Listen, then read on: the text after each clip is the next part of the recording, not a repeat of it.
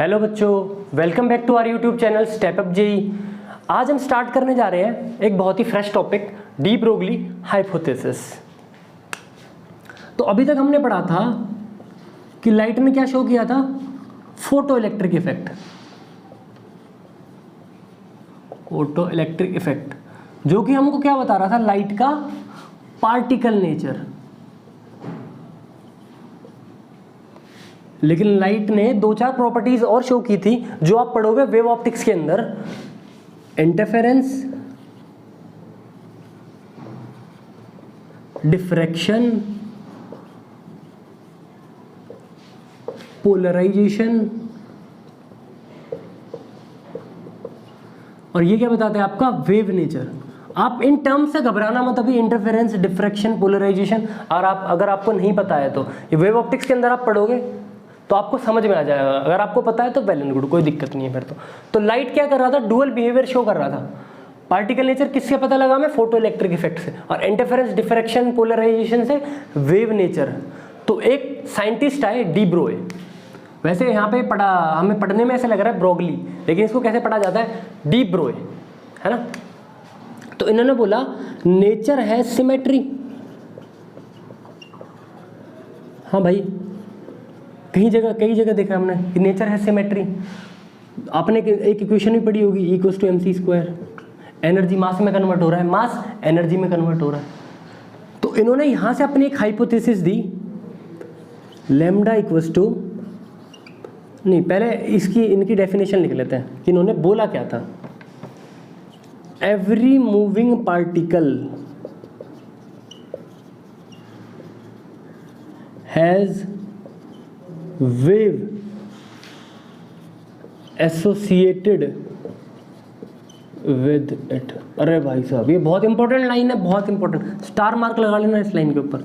Every moving particle has wave associated with it. मतलब कि मैं, मेरी टी शर्ट, ये माइक, ये मार्कर, ये बोर्ड, इन सब के पास भी क्या है, वेव नेचर है, इनकी खुद की भी वेव है। और इन्होंने एक इक्वेशन दी, लैम्डा इक्वल्स टू h/p। ये अपनी इन्होंने पीएचडी की थीसिस के अंदर लिखा था।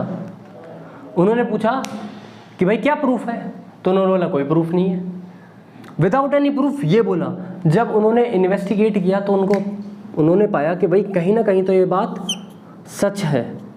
और ये बाद में जर्मन डेविशर एक एक्सपेरिमेंट हुआ था, उसमें इलेक्ट्रॉन का वेव नेचर प्रूफ किया था, इवन उसकी लैम्डा भी कैलकुलेट किया था, तो ये बात सही थी। तो इन्होंने क्या प्रूफ किया था कि every moving particle has, proof नहीं किया था इन्होंने, क्या किया था, बोला था, ध्यान रखना है ना, इन्होंने प्रूफ नहीं किया था। और इस बात के लिए इनको नोबेल प्राइज ही मिला था। अच्छा, यहाँ पे h की वैल्यू क्या है, 6.67 इंटू 10⁻34 जूल सेकेंड। और ये p क्या है, p है आपका मोमेंटम, m इंटू v।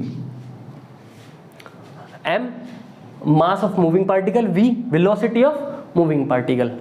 तो आप इस चीज को नोट करते चलना, है ना, छोटे छोटे शॉर्ट नोट्स बनाते चलना। और यहाँ पे अच्छा, आप वेव की तो बात हो गई, लेकिन जैसे हम लाइट वेव पढ़ते हैं, साउंड वेव पढ़ते हैं, तो ये भाई कौन सी वेव है, तो इन्होंने इस वेव को नाम दिया था मैटर वेव। कौन सी वेव, मैटर वेव। अभी भी आपको डाउट आ रहा है कि भाई हम कैसे वेव है, बताऊंगा, टेंशन मत लो आप। नोट कर लिया।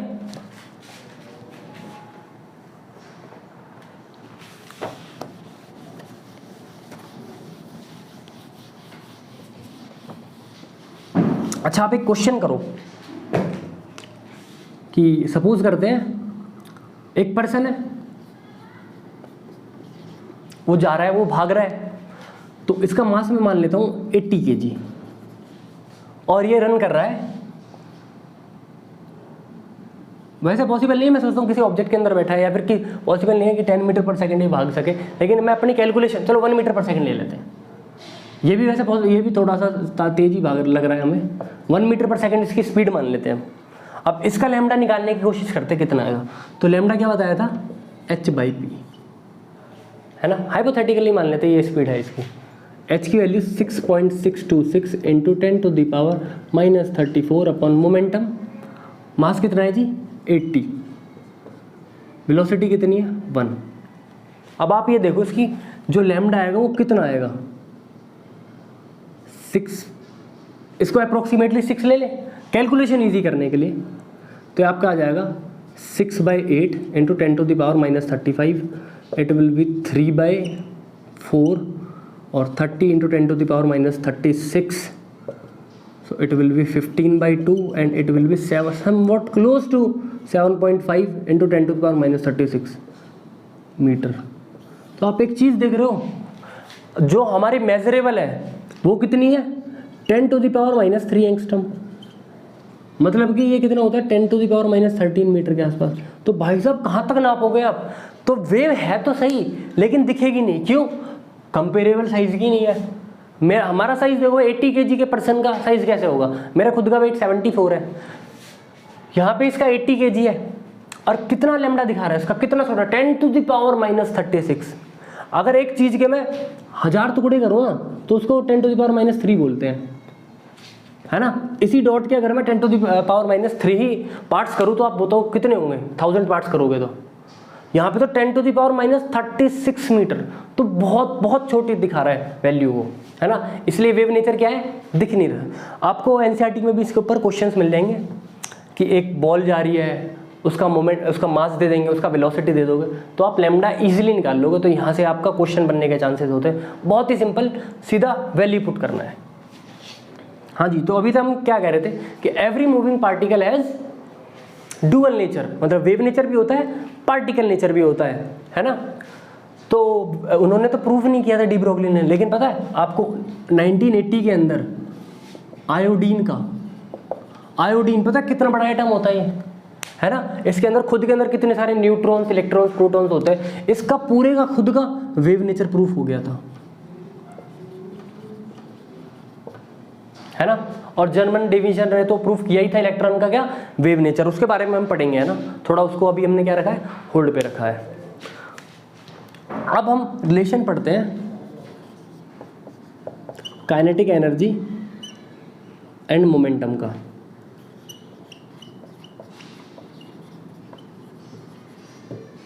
काइनेटिक एनर्जी क्या होती है जी आपकी,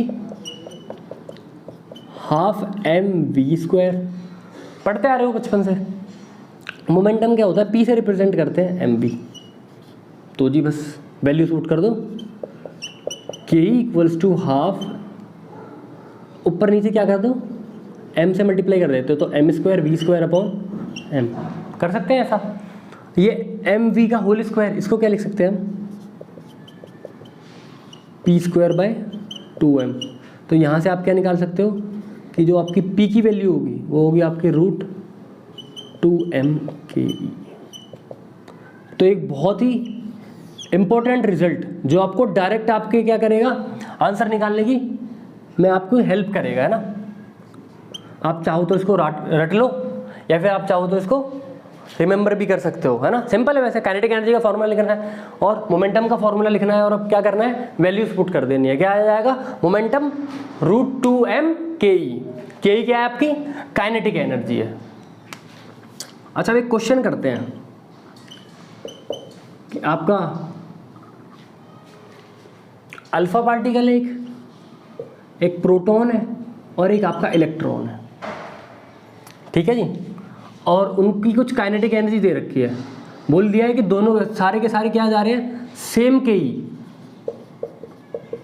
we don't know but we just know that these three have same kinetic energy.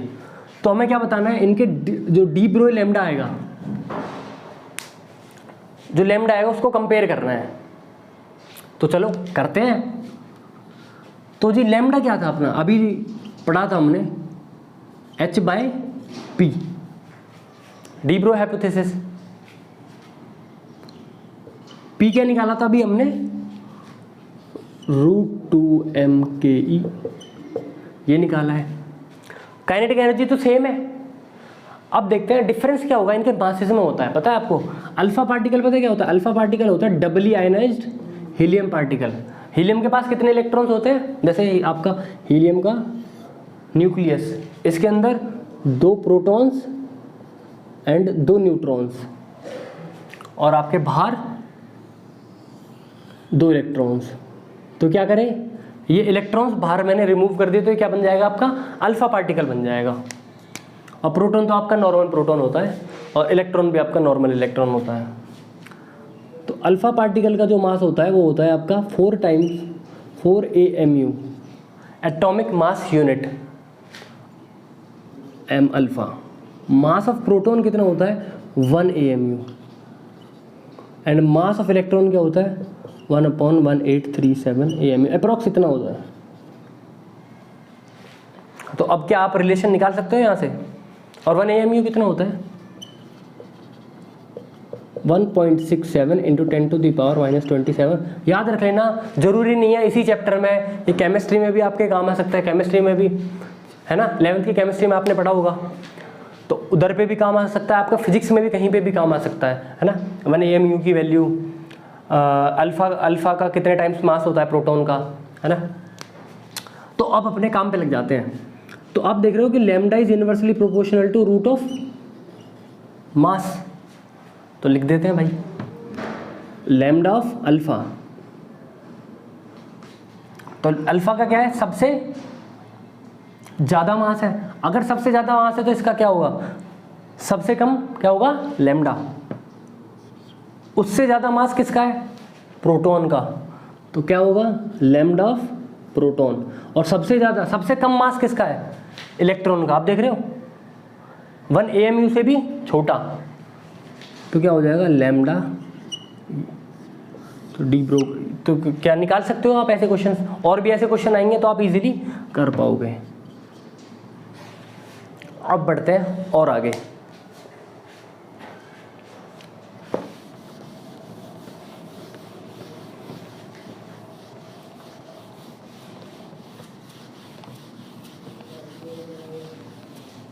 Short notes बनाते जाओ, है ना, मक्कारीगिरी नहीं करनी है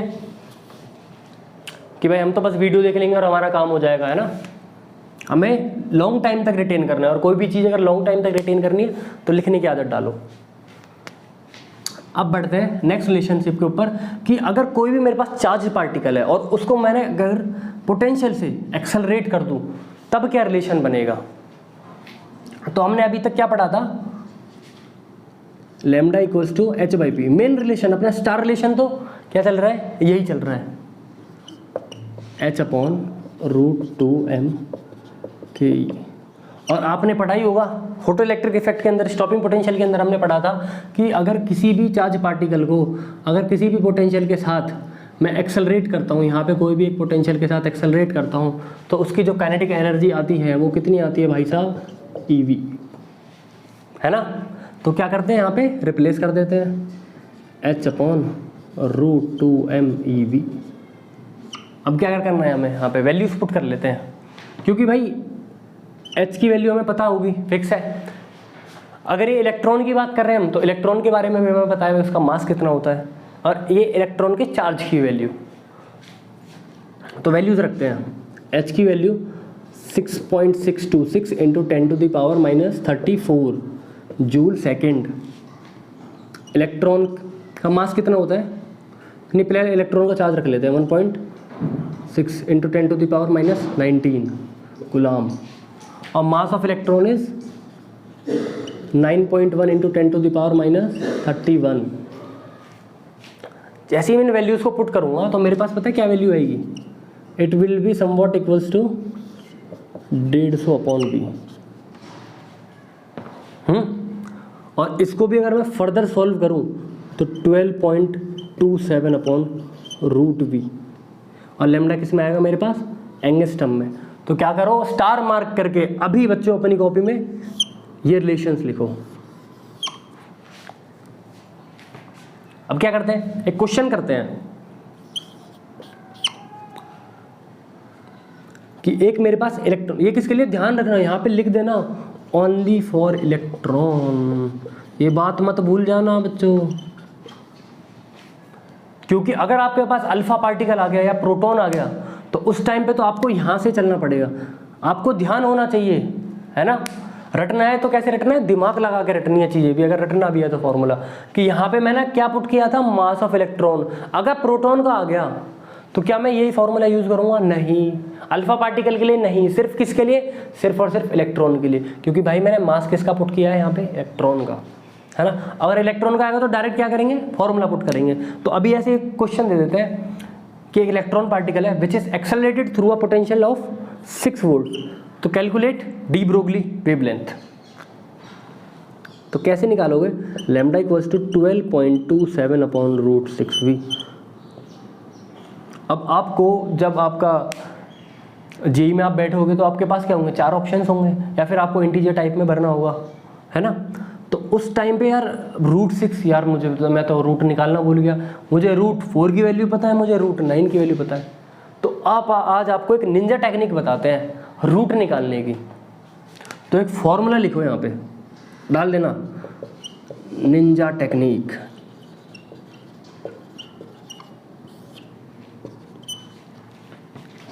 तो अगर आपको कभी भी कोई नंबर दे रखा है तो उसको क्या आप किस फॉर्म में कन्वर्ट करोगे, root of x plus y के अंदर। अभी बताऊंगा एक्स क्या है वाई क्या है, root x plus minus x upon 2 root y. ठीक है जी। तो चलो करते हैं काम। अगर जैसे आपको 6 दे रखा है तो 6 के सबसे क्लोज नंबर क्या होगा जिसका रूट आपको पता है, 6 के क्लोज 4 है, एक 9 है, तो 4 का क्या है, ज़्यादा क्लोज है। तो क्या करते हैं 4 + 2, ठीक है। Root of 4 is what, 2। यहाँ पे प्लस है तो यहाँ पे प्लस ही जाएगा। x आपका 4/2 इंटू रूट ऑफ y नहीं आएगा आपका,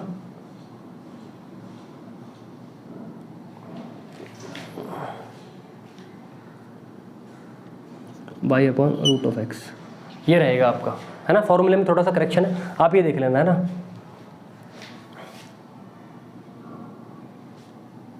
y क्या था आपका 2, रूट ऑफ x क्या आया था आपका 2, तो कितना आएगा आपका 2 + 1/2, it will be somewhat equals to 2.5, है ना।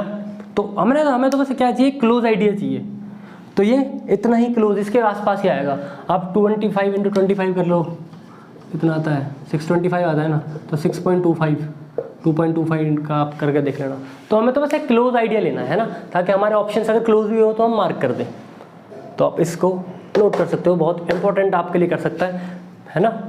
कहीं पे आपको निकालना पड़ जाए रूट 120 का, है ना, रूट 140, तो इनका तो पता नहीं है ना हमें, तो इनका हम निकाल सकते हैं इजीली इस तरीके से। अब बढ़ते हैं आगे।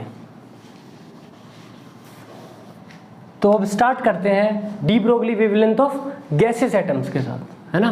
गैसेस है, वो भी एटम्स होती है, तो उनका भी क्या होगा, वेव निकाल सकते हैं, क्योंकि ऐसा किसने बोला था, डी ब्रोगली ने, है ना। तो हेडिंग लगाइए डी ब्रोए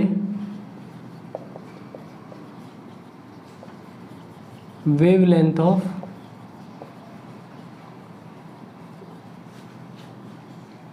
गैसेस,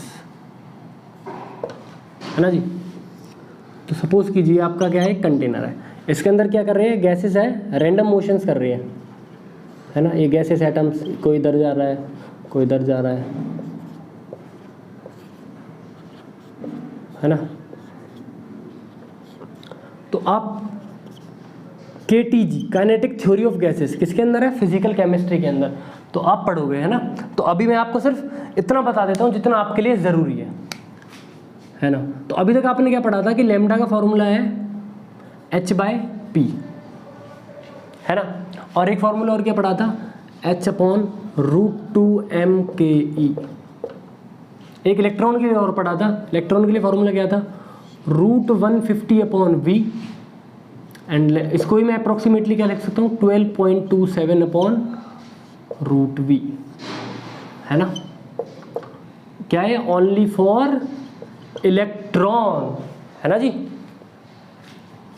अब एक बात बताओ, आपके पास या तो मोमेंटम मिल जाए या फिर काइनेटिक एनर्जी मिल जाए, क्या आप वेवलेंथ निकाल लोगे गैसेस पार्टिकल की, है ना, निकल जाएगी, इजीली निकल जाएगी। लेकिन अब गैसेस पार्टिकल का निकालना क्या आसान है, मोमेंटम की काइनेटिक एनर्जी। तो KTG के अंदर क्या बताया जाता है कि काइनेटिक एनर्जी निकालना ज़्यादा इजी है। क्या फॉर्मूला आता है, F/2 kT, F/2 kT। F क्या होता है आपका? Degree of freedom. देखो बच्चों, नोट साथ साथ बनाते रहने हैं, है ना। T क्या होता है आपका? Absolute temperature in kelvin. आपका K क्या होता है? Boltzmann constant.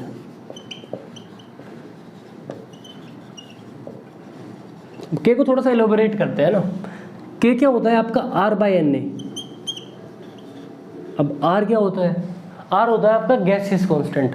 तो कई बार पता क्या होता है, क्वेश्चन में आपको बोल्ट्जमैन कांस्टेंट जो होता है, इसकी आपको यूनिट्स जो डायमेंशंस होती है उसकी जरूरत पड़ जाती है। कोई भी आपका कांस्टेंट हो उसकी आपको क्या पड़ती है?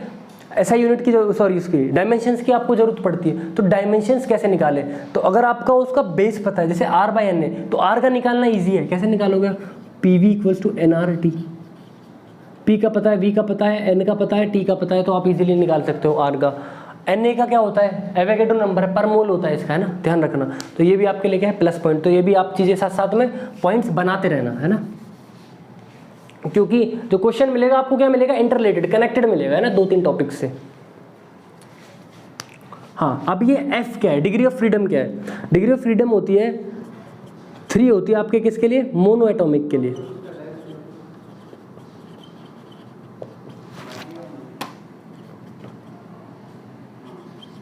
ये होती है डायटोमिक। डायटोमिक के लिए क्या होती है डिग्री ऑफ फ्रीडम? 5। और 6 होती है पॉली एटॉमिक के लिए। आप इसको क्या करना? नोट कर लेना, यहाँ पे करते रहना, है ना। तो अब ये जो मेरा फॉर्मूला है ये थोड़ा सा चेंज हो जाएगा ना। यहाँ पे इसकी वैल्यूज पुट करते हैं। Lambda = h/2m। काइनेटिक एनर्जी की वैल्यू क्या रखोगे आप? अगर मैं मान के चल रहा हूँ मोनो एटॉमिक, है ना, मोनो एटॉमिक के ज़्यादातर क्वेश्चंस आते हैं, ये तो आप याद कर सकते हो, है ना। तो मोनो एटॉमिक के लेके चल रहे हैं, मोनो एटॉमिक के क्वेश्चन आएंगे आपको। 3/2 kT। 2 से 2 आपका कैंसिल आउट हो गया, तो आपका क्या आएगा? लैम्डा = h/3m kT, है ना।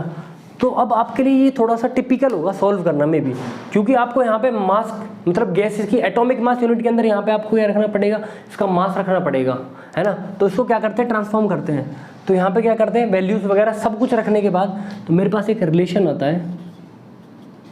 आप एज्यूम कर लो कि हाइड्रोजन और आपका नाइट्रोजन दोनों के दोनों क्या है? मोनो एटॉमिक गैसेज है।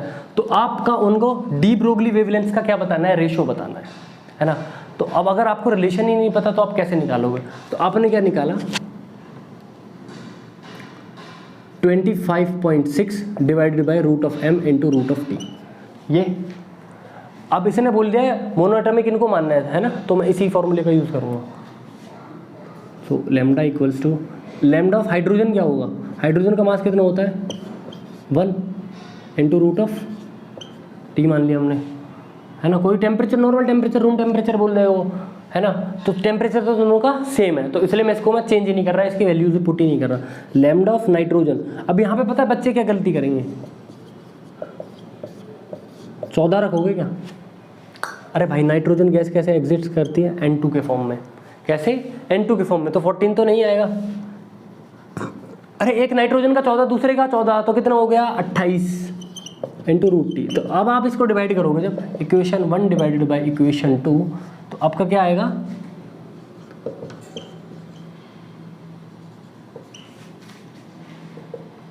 ये आ जाएगा आपको √28 ऊपर एंड √1 यहाँ पे निकाल सकते हो इजीली। अच्छा, इसकी वैल्यू कैसे निकालोगे रूट की? आपको भी बताया था, √28 कैसे निकालोगे? इसको आप लिख सकते हो √29, 27 + 1।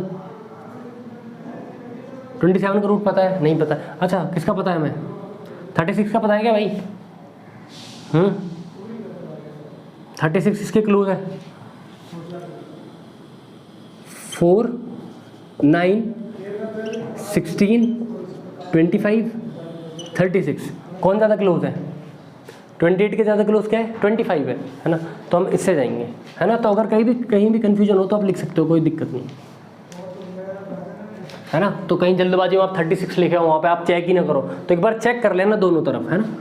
तो आप क्या लिखोगे 25 + 3, क्या फॉर्मूला था, √(x + y/2√x), यही था ना। प्लस माइनस, अगर यहाँ पे प्लस है तो यहाँ पे प्लस, यहाँ पे माइनस है तो यहाँ पे भी माइनस, तो ये कितना आ जाएगा आपका 5 + 3/10। तो 5 से मेरा आइडिया चाहिए, वो हमको मिल गया, कितना 5.3। तो ऑप्शन के अंदर क्या रखा होगा आपका, जब ये क्वेश्चन आया होगा तो ऑप्शन में क्या होगा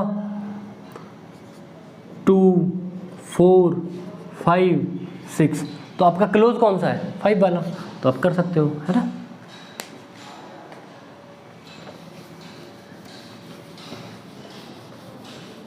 एक क्वेश्चन और करते हैं परसेंटेज चेंज के ऊपर। तो आपका बोल रहा है कि if momentum is decreased bye 2%, then find the percentage change in de Broglie wavelength।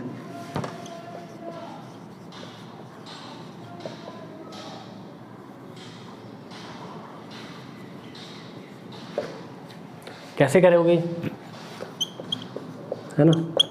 तो लैम्डा क्या था आपका h/p। तो क्या करते हैं इस क्वेश्चन में, हम इनिशियली मान लेते हैं कि भाई मेरे पास 100p था, ठीक है। अगर वो डिक्रीज हुआ है, लैम्डा क्या होगा h/100p, ठीक है जी। और ये क्या लैम्डा इनिशियल, लैम्डा फाइनल क्या हो गया आपका h/98p, क्योंकि क्या हुआ है 2% डिक्रीज हुआ है ना, 2% डिक्रीज हुआ है। तो किसी का भी परसेंटेज निकालना हो, है ना, लाइफ में कभी भी किसी का परसेंटेज निकालना हो, परसेंटेज चेंज निकालना हो, परसेंटेज चेंज, ठीक है। तो क्या होगा चेंज अपॉन ओरिजिनल। तो चेंज कितने का हुआ भाई, फाइनल माइनस इनिशियल, तो कितना है 98p - h/100p अपॉन इनिशियल कितना था h/100। तो आप यहाँ से इजीली क्या कर सकते हो, कैलकुलेट कर सकते हो। लेकिन पता है ये तो थोड़ा लेन देन मेथड हो गया। अगर आपको ये काइनेटिक एनर्जी के अंदर चेंज देता, तो काइनेटिक एनर्जी के अंदर तो अंदर 100 होता, मतलब रूट के अंदर होती वैल्यू, है ना। तो वहाँ पे मेरे लिए कैलकुलेट करना टिपिकल होता। तो आपको एक लॉगरिदमिक आपने पढ़ा है, लॉग पढ़ा है, तो क्या करो दोनों तरफ स्टार मार्क करके, है ना बच्चों। ये सिर्फ ये नहीं इस क्वेश्चन के लिए, कहीं पे भी आ सकता है। परसेंटेज चेंज जरूरी नहीं है डी ब्रोगली वेवलेंथ के अंदर पूछेगा, परसेंटेज चेंज आपसे कहीं भी पूछ सकता है, किसी भी क्वेश्चन में, है ना, किसी भी टॉपिक के अंदर, है ना। तो एक एरर एनालिसिस के अंदर आपका मेथड आता है। तो आप क्या करो दोनों तरफ लॉग लो, तो आपका क्या बनेगा log lambda equals to log h minus log p, ऐसा ही बनेगा, है ना। log a/b है तो क्या हो जाएगा log a minus log b। अब इसको क्या करो दोनों तरफ क्या करो डिफरेंशिएट करो, तो क्या आएगा 1/λ इंटू डी लैम्डा। h तो क्या है कांस्टेंट है, तो उसको तो डिफरेंशिएट करने से क्या आएगा 0 आ जाएगा, है ना। मोमेंटम क्या आएगा माइनस चल रहा है यहाँ पे, तो p/dp। और इसी को मैं क्या लिख सकता हूँ delta lambda upon lambda equals to minus delta p upon, हाँ जी कितने का चेंज हुआ है बताइए आप, 2% का चेंज हुआ है ना, 2% का, और वो क्या हुआ डिक्रीज हुआ है, तो delta lambda by lambda minus of -2, तो कितना आ जाएगा अप्रॉक्सीमेटली। देखो ये क्या है अप्रॉक्स बताता है कि अगर जैसे फॉर्मूला आपका वहाँ पे दे रखा, वहाँ पे ऑप्शंस दे रखे होंगे 2, 3, 4, तो आपका सबसे क्लोज क्या है, आप इसको भी चेक कर लेना, इससे भी अप्रॉक्सीमेटली 2 के आसपास ही आएगा, 1.9 के आसपास आएगा, लेकिन वो 2 के आसपास ही माना जाएगा, ठीक है ना। तो आप इधर से भी निकाल सकते हो, है ना। और वैसे भी इंक्रीज डिक्रीज का तो आपको सोचना ही नहीं है, वो तो आपको फॉर्मूले से ही पता लग जाएगा। अगर नीचे की वैल्यू क्या हो रही डिक्रीज, तो ओवरऑल वैल्यू क्या होगी इंक्रीज, है ना। तो नेगेटिव से भी नहीं घबराना है कि भाई कब नेगेटिव लगाना है कब नहीं लगाना है, ठीक है। तो बच्चों अब स्टार्ट करते हैं डेविजन और जर्मन एक्सपेरिमेंट। इन्होंने क्या प्रूफ किया था कि इलेक्ट्रॉन का क्या है वेव नेचर। इन्होंने इवन क्या कैलकुलेट की थी लैम्डा कैलकुलेट किया था इलेक्ट्रॉन का, है ना। बोला किसने था? डी ब्रोई ने। प्रूफ किसने किया था? जर्मन ने। नोबेल प्राइज किसको मिला था? दोनों को, है ना। तो एक्सपेरिमेंटल सेटअप में इन्होंने क्या किया था, एक आपके पास क्या थी, टंगस्टन फिलामेंट था, ठीक है, और यहाँ पे एक छोटी बैटरी लगा रखी थी इसको पोटेंशियल देने के लिए, और इसकी कोटिंग, इसके ऊपर आगे प्लेट नहीं लगा रहा मैं, इसकी कोटिंग किससे की गई थी? ये जो टंगस्टन फिलामेंट था इसकी कोटिंग किससे की गई थी? बेरियम ऑक्साइड से। बेरियम ऑक्साइड से इसलिए की गई थी क्योंकि इसका वर्क फंक्शन क्या था? कम था कंपैरेटिवली, और भी जितनी चीज़ें उनसे क्या था? कम था। अगर वर्क फंक्शन कम होगा तो इलेक्ट्रॉन का एमिशन ज़्यादा होगा, मतलब कम एनर्जी पे इलेक्ट्रॉन का एमिशन हो जाएगा, है ना। ये था मेरा मोटिव। उसके बाद यहाँ पे क्या था, एक फाइन सिलेंड्रिकल ट्यूब थी जिसका डायमीटर बहुत कम था, है ना, और इसके ऊपर मैंने क्या लगा रखा था? एक पोटेंशियल लगा रखा था, पॉजिटिव पोटेंशियल हाई, इसको मैंने बोला था एक्सेलरेटिंग पोटेंशियल बोलते थे, एक्सेलरेटिंग पोटेंशियल, है ना जी। और यहाँ पे आपका रखा हुआ है एक निकल का क्रिस्टल, अभी भी इनकम्प्लीट है। यहाँ पे लगा हुआ है आपका डिटेक्टर, पूरे में फैला हुआ है, जगह नहीं है, बस आपको बता रहा हूँ, है ना। ऐसे डिटेक्टर लगा हुआ है, ये है डिटेक्टर, ये तो आपकी स्क्रीन है, इसके ऊपर ये डिटेक्टर है, ये मूव कर रहा है ये, और इसमें गैल्वेनोमीटर कनेक्टेड है जो कि आपके क्या कर रहा है? डिफ्लेक्शन। अब देखते हैं एक्सपेरिमेंट के अंदर हो क्या रहा होगा। यहाँ से जैसी पावर ऑन हुई, यहाँ पे क्या हुआ? इलेक्ट्रॉन्स निकलने स्टार्ट हुए। कहाँ से? बेरियम ऑक्साइड से, क्योंकि यहाँ से निकले, इन्होंने किसको हिट किया? यहाँ पे इस सरफेस को, है ना। तो इस सरफेस को हिट करेंगे तो यहाँ से क्या निकलेंगे? क्या? Photo electrons. फोटो इलेक्ट्रॉन्स निकलेंगे क्योंकि इसका वर्क फंक्शन कम है, तो कम एनर्जी के ऊपर क्या निकल लेंगे? फोटो इलेक्ट्रॉन्स, वो निकलेंगे। तो अभी तो चारों तरफ निकल रहे होंगे, इधर भी उधर भी, लेकिन जैसे इलेक्ट्रॉन पॉजिटिव चीज़ देखता है, देखना हाई एक्सेलरेटिंग पोटेंशियल, तो ये क्या कोशिश करेंगे? एक तरफ आने की कोशिश करेंगे, एक तरफ क्या होंगे? सारे के सारे इलेक्ट्रॉन्स कन्वर्ज हो जाएंगे। तो मुझे क्या मिल जाएगी? क्या इलेक्ट्रॉन की बीम मिल जाएगी क्या मुझे, जो मुझे चाहिए था? तो मुझे एक इलेक्ट्रॉन की बीम मिल जाएगी, है ना। तो जब इलेक्ट्रॉन की बीम मिलेगी, यहाँ से क्या करेंगे? निकल क्रिस्टल से टकरा के इधर पहुँचेंगे, और यहाँ पे मेरा क्या हुआ? लगा हुआ है डिटेक्टर, जो कि डिटेक्ट कर रहा है, ठीक है। तो इस एक्सपेरिमेंट में मेरे लिए जो सबसे इंपॉर्टेंट है वो है ब्रेग्स लॉ, है ना। लेकिन ब्रेग्स लॉ से पहले हमें एक चीज़ जान लेनी है कि यहाँ पे इन्होंने एक्सपेरिमेंटली ये चीज़ देखी थी कि जो सबसे ज़्यादा मेरा डिफ्लेक्शन आ रहा था वो आ रहा था, ये जो एक्सेलरेटिंग पोटेंशियल है वो 44 से 64 वोल्ट के बीच के अंदर। ये नहीं कि आपका वोल्टेज कम है तो वो जब तो आएगा ही नहीं, कम आएगा, क्योंकि वो डाइवर्स ही नहीं हो पाएंगे उतने इलेक्ट्रॉन्स, है ना। लेकिन ये नहीं है कि आप कितना ही बढ़ा दो तब भी नहीं दिखेगा। 44 से 64 वोल्ट, और एंगल कितना? 50 डिग्री एंगल, ये वाला एंगल, ये वाला 50 डिग्री एंगल पे क्या दिखा रहा है मुझे? मैक्सिमम इंटेंसिटी दिखा रहा है ना। अब भाई ये इंटेंसिटी वाली बात क्यों आई? अगर मेरा यहाँ पे देखो, यहाँ पे यही प्रूफ हो रहा है कि, देखना प्रूफ करूँगा मैं कि इलेक्ट्रॉन क्या शो कर रहा था यहाँ पे? Wave nature. अगर मेरा ये पार्टिकल नेचर होता तो यहाँ पे सेम इंटेंसिटी दिखानी चाहिए थी ना डिफ्लेक्शन के बाद, लेकिन यहाँ पे क्या दिखा रहा है? ये डिफरेंट इंटेंसिटी दिखा रहा है। जैसे ही मैं इसको इधर लेके जा रहा हूँ, डिटेक्टर को क्या कर रहा हूँ? मूव कर रहा हूँ, है ना, क्योंकि इसने बोला है कि भाई 50 डिग्री पे सबसे ज़्यादा आ रहा है, बाकियों पे क्या हो रहा है? कम हो रहा है ना। अब देखते हैं ब्रेग्स लॉ क्या था। तो ये चीज़ें भी आप अपने पॉइंट्स में डाल सकते हो, वैसे ज़्यादा इंपॉर्टेंट नहीं है लेकिन फिर भी आप डाल लेना। 50 डिग्री एंगल था ये। अब पढ़ते हैं ब्रेग्स लॉ के बारे में, जहाँ से क्वेश्चंस बनने के चांसेस हैं। उन्होंने एक रिलेशन दिया था कंस्ट्रक्टिव इंटरफेरेंस के लिए। देखो कंस्ट्रक्टिव इंटरफेरेंस आप उसके अंदर पढ़ोगे, वेव ऑप्टिक्स के अंदर पढ़ोगे, लेकिन मैं आपको बता देता हूँ। मतलब कि अगर कहीं पे दो या दो से ज़्यादा कोहेरेंट सोर्सेस मिलके अगर ब्राइट टाइप चीज़ें बनाएं, है ना, और उसके सराउंडिंग में थोड़ा डार्क हो, है ना, तो वो ब्राइट ऑब्वियसली दिखेगा। अब यहाँ पे पूरा का पूरा क्या सेम ब्राइट है, तो यहाँ पे क्या कंस्ट्रक्टिव क्या डिस्ट्रक्टिव बोलूँगा मैं, है ना। तो वहाँ पे क्या होगा? ये डार्क, सपोज करो मैं फ्रिंजेस बना रहा हूँ, फ्रिंजेस मतलब यहाँ पे है आपका ब्राइट फ्रिंज, यहाँ पे डार्क फ्रिंज, फिर ब्राइट फ्रिंज, फिर डार्क फ्रिंज, मतलब ऐसे कॉन्जिक्यूटिव।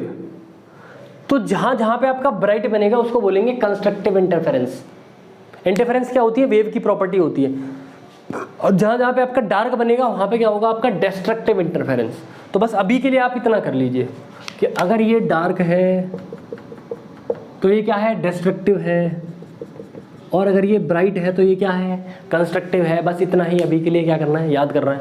आप अगर अभी से ये चीज़ों को रिकॉल करोगे या फिर थोड़ा बहुत भी आप अपने माइंड में रखोगे तो आपके लिए वेव ऑप्टिक्स क्या हो जाएगी? ईजी हो जाएगी, है ना। तो कंस्ट्रक्टिव डिस्ट्रक्टिव आपको समझ में आ गया। तो for constructive interference 2d sine theta equals to l lambda. इन्होंने ये, बच्चों क्या कर लो इसको स्टार मार्क करके। ये टॉपिक थोड़ा सा टिपिकल है, अगर आपने वेव ऑप्टिक्स नहीं पढ़ी है तब आपके लिए थोड़ा सा क्या हो सकता है? टफ लग सकता है, लेकिन मैं कोशिश करूँगा इसको बहुत ही सिंप्लीफाइड वे में आपको समझाने की कि आप विदाउट वेव भी इसको बहुत अच्छे से समझ जाओ। तो सपोज करते हैं ये है मेरे पास एक क्रिस्टल, निकल क्रिस्टल, जहाँ से आपका क्या हो रहा है? निकल रहा है, ठीक है। ये है एटम्स निकल के,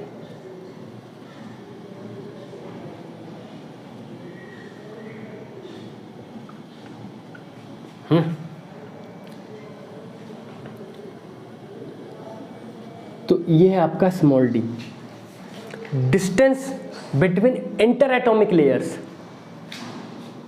तो आप यहाँ पे ये चीज़ लिख लेना, distance between inter atomic layers. और आपका थीटा भी बताऊंगा, थीटा भी आपको। तो यहाँ पे क्या आया? आपका इलेक्ट्रॉन आया और चला गया, रिफ्लेक्ट हो गए, ठीक है। और एक और आया सिमिलरली और वो निकल गया। ये आपका डी था, ये आपका एंगल है phi, angle of incidence, angle of reflection. ये जो आपका एंगल है ये होगा थीटा। अच्छा, इसको पूरे को फाई मान लेते हैं, इसको 5/2 कर लेते हैं, कोई दिक्कत नहीं, सेम बात है। 5/2 थोड़ा और सही लगेगा, है ना। 5/2 बात अभी भी सेम है। Angle of incidence equals to angle of reflection, और ये एंगल क्या है? थीटा। तो इधर से मैं बोल सकता हूँ कि थीटा जो होगा ये वाला थीटा है ना। इस थीटा को आप अभी यहाँ से कंफ्यूज मत होना। ये थीटा कौन सा है? थीटा कौन सा है भाई? इंसिडेंट रे, जो इंसिडेंट आपका इलेक्ट्रॉन आ रहा है ना, इंसिडेंट रे बोल देता हूँ अभी। इंसिडेंट रे क्योंकि अब तो प्रूव हो गया कि भाई वो जब मूव करता है तेज तो क्या करता है? अपना वेव नेचर शो करता है। तो जो इंसिडेंट रे है और आपका एटॉमिक लेयर है उनके बीच का जो एंगल है वो आपका ये वाला थीटा है, ठीक है जी। उसको मैंने यहाँ पे आपको डिनोट भी करके दिखा दिया है। तो थीटा आपका क्या होगा? 90 माइनस 5/2। पहला रिलेशन तो ये। दूसरी बात भाई, यहाँ पे इंटरफेरेंस हो ही क्यों रहा है? तो इंटरफेरेंस होता है आपका पाथ डिफरेंस की वजह से। अब देखो नाम में ही समझ, या तो पाथ डिफरेंस या फिर फेज डिफरेंस। अब देखो नाम से ही समझते हैं, नाम में ही सब कुछ छुपा हुआ है। पाथ डिफरेंस, देखो ये जो आ रही है यहाँ पे लाइट्स, और एक ये यहाँ से आ रही है, ये यहाँ तक तो क्या आ रही है? देखो सेम आ रही है, एक साथ आ रही है ना। और ये जब जा रही है यहाँ से भी सेम जा रही है, लेकिन ये जो नीचे वाली है ये थोड़ा सा एक्स्ट्रा ट्रेवल करनी है। देखो ना, ABC पाथ ये एक्स्ट्रा ट्रेवल कर रही है, बाकी की ये देखो सेम ट्रेवल कर रही है। तो ये जो ABC के अंदर ये जो पाथ डिफरेंस जो आया है इसकी वजह से क्या बनता है? यहाँ पे इंटरफेरेंस पैटर्न बनता है, ठीक है। अब इसी को निकालते हैं, कैलकुलेट करते हैं कितना बनेगा। तो पहले तो एंगल निकालने की कोशिश करते हैं कि एंगल के टर्म्स में निकालते हैं कितना है ये आपका थीटा। तो ये आपका क्या होगा? 90 माइनस थीटा। मैं किस वाले एंगल की बात कर रहा हूँ? इस वाले एंगल की बात कर रहा हूँ। आपका 90 माइनस थीटा। ये मैंने क्या करा है? यहाँ पे परपेंडिकुलर ड्रॉप किया है, तो ये 90 होगा, ये भी 90 होगा, तो ये आपका क्या होगा? थीटा, ठीक है जी। अब आप ये एंगल है आपका 5/2, ये एंगल भी आपका कितना हो जाएगा? और ये एंगल कितना हो जाएगा आपका? 90 माइनस थीटा। तो अब आप ये देखो कि ये वाला डिस्टेंस कितना है। अगर ये d है, ये d है, ये जो d है आपका क्या है, ये हाइपोटेनियस है। आप इसको इसके ऊपर एक बार फोल्ड कराओ तो कितना बनेगा, कितना बनेगा, ए बी कितना बनेगा, d cos 90 माइनस थीटा। और जो आपका BC बनेगा वो भी सेम ही बनेगा, d cos, आप चाहे तो करके देख लेना, है ना, ज्योमेट्री देख लेना, सिंपल ज्योमेट्री है, आपको मे भी कॉम्प्लिकेटेड लग रहा हो लेकिन सिंपल ज्योमेट्री है। तो आप देखना आपका आ जाएगा, ये जो पाथ डिफरेंस आ रहा है वो आएगा आपका, पाथ डिफरेंस कितना है आपका, A B plus B C है, वो है 2d sine theta. cos 90 minus theta क्या होता है, साइन थीटा। तो पाथ डिफरेंस, और इसको मैंने किसके बराबर कर दिया, n लैम्डा के बराबर। और n क्या है आपका, कोई भी इंटीजर, 1 2 3 4 डॉट डॉट डॉट, ठीक है। तो क्या 2d sine theta equals to n lambda, किसके लिए, कंस्ट्रक्टिव इंटरफेरेंस के लिए। किसने बताया था ये, ब्रेग्स लॉ। अच्छा एक बात बताओ, अगर यहाँ से मैं एक सिंगल इलेक्ट्रॉन भेजूँ, मैंने किसी तरह यहाँ पे कुछ ऐसा यूज़ किया, या फिर इलेक्ट्रॉन गन है मेरे पास, तो मैंने क्या करा, सिर्फ एक सिंगल इलेक्ट्रॉन, तो क्या तभी भी मुझे क्या एक इलेक्ट्रॉन का वो दिखेगा क्या यहाँ पे, लेकिन सरप्राइजिंगली यहाँ पे तब भी मुझे हर एंगल पे इंटेंसिटीज दिखाई दे रही थी। सोचो एक इलेक्ट्रॉन लेकिन फिर भी हर जगह दिख रहा है, ऐसे कब कैसे हो सकता है भाई, वेव के अंदर ही हो सकता है ना। तो सिंगल इलेक्ट्रॉन भी अगर आप यहाँ से भेजोगे ना, और मैं यहाँ पे डिटेक्टर को चलाऊंगा, तो 50 डिग्री पे मुझे मैक्सिमम इंटेंसिटी मिलेगी और बाकियों पे मुझे कम इंटेंसिटी मिलेगी, लेकिन मिलेगी जरूर, ठीक है। अब इसके ऊपर एक क्वेश्चन करते हैं, ब्रेग्स लॉ आई थिंक समझ में आ होगा। ब्रेग्स लॉ एक बार मैं आपको एक बार फिर से इसकी समरी बता देता हूँ, इसको मिटा देते हैं। क्या यूज़ किया था मैंने, बेरियम ऑक्साइड, पहले मैंने क्या करा, टंगस्टन का फिलामेंट यूज़ किया, उसके आगे मैंने क्या करा, बेरियम ऑक्साइड। तो बेरियम ऑक्साइड से क्या हुआ है, इलेक्ट्रॉन, यहाँ से इलेक्ट्रॉन्स एमिट हुए। बेरियम ऑक्साइड का क्या है, वर्क फंक्शन क्या है, कम है, तो यहाँ से इलेक्ट्रॉन्स इजीली निकल जाएंगे, ठीक है ना, कि लूजली बाउंड होंगे वो और इजीली निकल सकते हैं। फिर यहाँ पे मैंने क्या करा, एक्सेलरेटिंग पोटेंशियल यूज़ किया, प्लस एक फाइन ट्यूब यूज़ की जिसका बहुत ही पतला डायमीटर था। तो अगर मेरे पास हाई पोटेंशियल था यहाँ पे, तो इलेक्ट्रॉन्स क्या थे, एक साथ डाइवर्ज हुए, मतलब कन्वर्स हुए, डाइवर्स नहीं, सॉरी, डाइवर्स क्या होता है, ये होता है, कन्वर्स क्या होता है, एक्शंस, क्या एक्शंस पे ध्यान दो, है ना।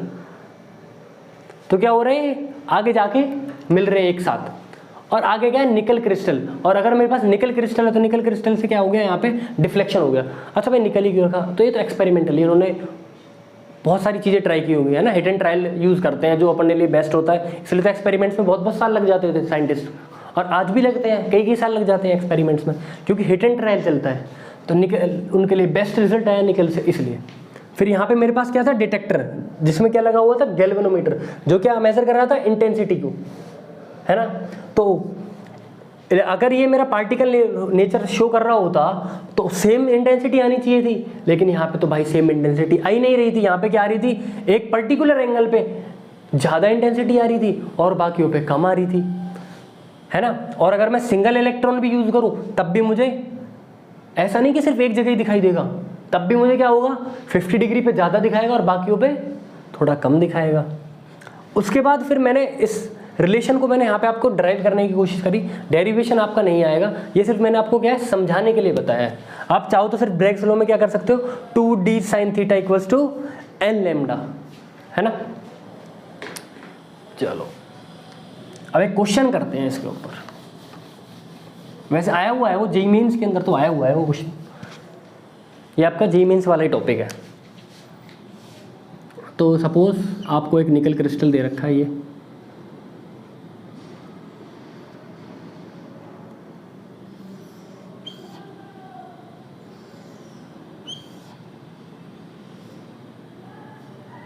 एंगल दे दिया थीटा। अब पूछ रहा है ब्रेग्स लॉ क्या होगा, अगर ये दे रखा है आपको और ये स्मॉल डी भी दे रखा है, तो पूछ रहा है कि ब्रेग्स लॉ क्या होगा। तो ऑप्शन देता हूँ, 2d sin theta equals to n lambda, 2d cos theta equals to n lambda, C option दे देते हैं, d sin theta equals to 2n lambda, C option दे देते हैं, d cos theta equals to 2n lambda. तो क्या answer होगा, अगर आपको थोड़ा बहुत भी रिलेशन याद है तो आपको याद होगा भाई 2d, तो ये तो गलत, ये गलत है ना। और आपको कहोगे 2D sin theta equals to n lambda, मैंने तो ये पढ़ा था। क्या ये सही है? ये गलत है भाई। क्यों? अब समझते हैं। ये जो थीटा था, आपको ध्यान है मैंने क्या बताया था? ये नहीं कि भाई आपने चीज़ें रट ली है। क्या था ये थीटा? क्या था?